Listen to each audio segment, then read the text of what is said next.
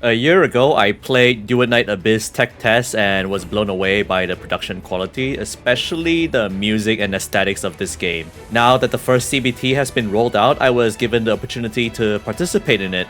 Hey guys, Rexlent here. Welcome to another video. This time we'll examine Duet Abyss, an upcoming action-based RPG with no RNG in gear progression and outstanding art direction and storytelling. After playing the beta, let's examine the game's existing features and any new or improved ones. You've come to the right place if this is your first time hearing about this game. Let's start with the game's aesthetics. If you were here to see me play the tech test last year, you'd probably remember that the colors are slightly muted. Well, that's changed in closed beta. The devs have injected many more colors into the world. Not too many, but just the right amount of vibrance so the world feels more alive now. Character models have also been optimized and look crisper. We'll get more into that in a bit. Cutscene visuals have also improved, so the game's overall feel is a step above the tech test, and rightfully so. Music-wise, all of the tracks from the tech test and a couple of newer tracks have been brought over to the CBT. If you want to know more, I have a video upload here compiling most of the bangers from last year's tech test. They also did a live orchestra just a while ago. Interestingly, all of their music is composed by an in-house studio, so hopefully we'll see merch surrounding it someday, like OST albums. Next up is the gameplay itself. DNA focuses on high mobility in its gameplay, where you'll primarily do helix leaps to get around places quickly on top of the character's unique skills that enhance the traversal experience. Combat can be very floaty if you jump and shoot a lot, which can be incorporated into specific playstyles. Combat itself is simple to get into. All characters have a regular melee attack combo. Ranged weapon attack requires ammo you find in abundance as you defeat enemies. A charged melee attack that consumes the combo rank gauge you've built up from regular attacks, and one skill unique to the character and the ultimate. The skill and ultimate consume a resource called Sanity, which can be recovered by attacking and other means such as support characters. Combat feels more impactful than the tech test this time with much more feedback. All characters can equip a melee and ranged weapon, key binded to the left and right mouse clicks respectively. Not to mention, characters have preferences for certain weapon types, but all characters can equip any weapon so that you can go wild with it. Regarding the characters, CBT has added a couple more playable units than the tech test. Let's take a look. 起きて、ヘーゼルナッツ。出かける時間だよ。ブーブー、ブヒ。うん、わかってたよ。あなたなら私を連れて行ってくれるって。戦闘には怪我がつきものです。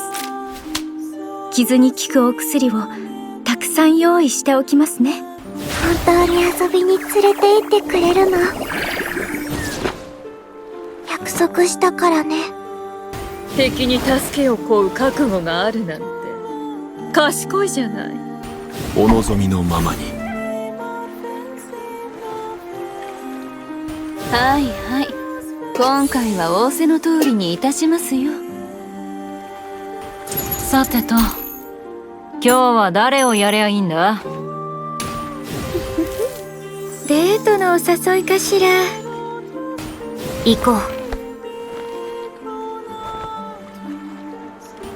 本当に参加しないといけないんですかね。今日はどこへ仕入れに行こっか。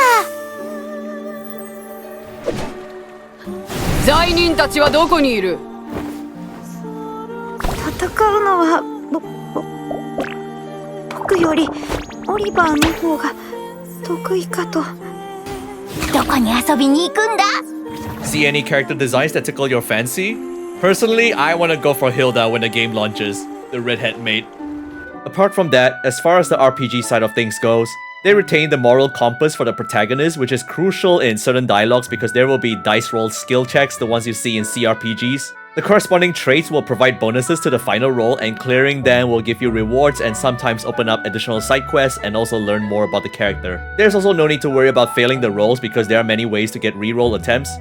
So you can roleplay anywhere from a good Samaritan to a full-blown menace to society. As of this CBT, the voice language supports English, Chinese, Korean, and Japanese, and most dialogues are voiced as well. One thing that stood out in particular for me is that choosing responses is also fully expressed in the story, and doesn't result in a generic reply, which is a nice touch and breaks away from the illusion of choice. Another significant addition is that co-op is now open. You can team up and farm commissions together up to 3 players. Commissions are your usual resource farming stages where you defeat waves and waves of enemies and complete side objectives depending on the commission. If you prefer to play independently, you can also set up 2 characters you own as AI helpers. This was also present in the tech test, but you needed to unlock an item to use them as helpers before. Now, they made it completely free.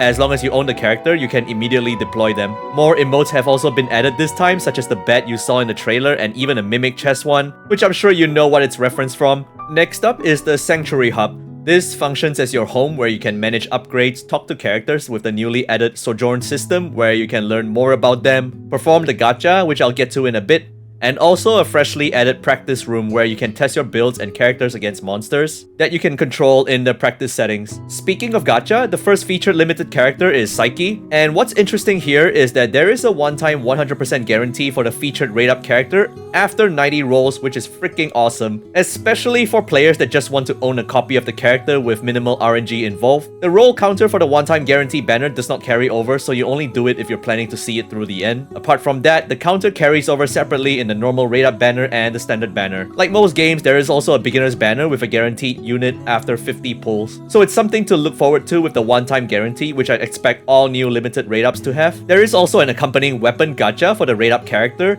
but so far, the very same weapon can also be crafted via Nocturnal Echoes, which is a boss fight mode, so it might be optional to roll the weapon gacha as far as CBT goes when you can make it yourself. The Lunosmith in the Sanctuary is your crafting NPC and will be one of your most frequent visits because most of your gear progression comes from this. It's still similar to the tech test where you can craft high-end weapons and gear using materials found from enemy drops and commission rewards. Exploration-wise, all the maps before the tech test are still here. You have Purgatorio Island from the beginning and Ice Lake. 2 new zones have also been added in CBT, the Ice Lake Sewers and the region below Ice Lake that was previously closed. The story continues where we left off with Outsider and Psyche during the tech test, and this time we also reached the significant conclusion of the chapter. Suffice to say, it got pretty dark and it broke me with lots of feelings. Like, I can't believe the devs actually pulled this off in the story. You can tune into my stream VOD if you want to see what happened. We still only get to play the female protagonist at the beginning. However, this time the male protagonist's point of view is a massive addition to the CBT story. That's right, you get to give the male protagonist a name since they are their own character, separate from the female protagonist. The male protag story can be accessed at any time from the Sanctuary, and you will see their side of the story as a captain in the Hyperborean army.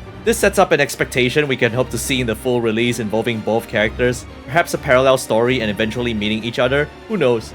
As for the endgame, we still have Nocturnal Echoes, a boss challenge mode, and the brand new roguelike mode Maze of Missteps, which resets periodically. Both endgames are crucial for advancing your high-end gear. Nocturnal Echoes provides weapon parts and blueprints for crafting weapons, while the roguelike mode awards players with high-end materials needed for crafting said weapons. Finally, the gearing system itself in DNA is called Demon Wedges. To keep things simple, Demon Wedges are gear pieces that you equip, split into 4 categories: character, melee, ranged weapon, and consonant weapon Demon Wedges, each with their own set of slots. Demon Wedges are fixed pieces split into different grades.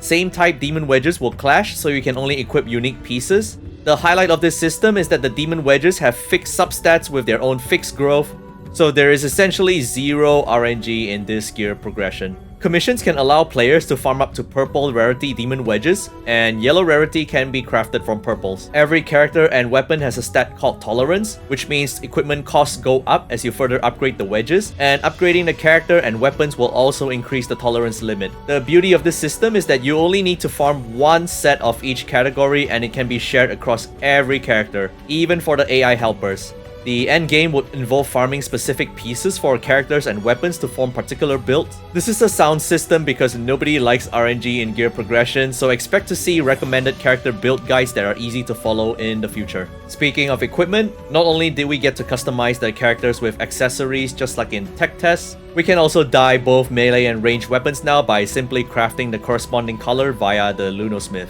A new pet system has also been added in this build called the Genimons. They are little critters that you can find and capture across the maps. Each Genimon has its own unique active and passive skill boosting a specific element. For example, Zip Pyro's passive boosts the Pyro element, so you'd equip it with Pyro characters, obviously. Anyway, that's pretty much my impression of DNA's first CBT so far. The game as a whole is a huge step up from the tech test, and I find this very promising. game. I'm really looking forward to the music they'll release in the future because that is one of their major strengths. Of course, not everything in the current build is perfect. Some things could use some more polish. The Lunosmith features lots of craftable materials, and this can get overwhelming at times, so it would be really helpful if the devs could streamline this process by automatically redirecting players to the sub-materials needed to craft a main recipe, instead of manually going through the list to find what they need. The Demon Wedge system also has a sort of learning curve to it. The challenge I faced the most was identifying the pieces that will clash with each other, as crafting the wrong Demon Wedge could potentially be wasteful. Lastly, the AI of helpers has room for improvement, especially in boss battles in Nocturnal Echoes. This issue is especially evident because helpers tend not to dodge dangerous boss moves and end up getting killed,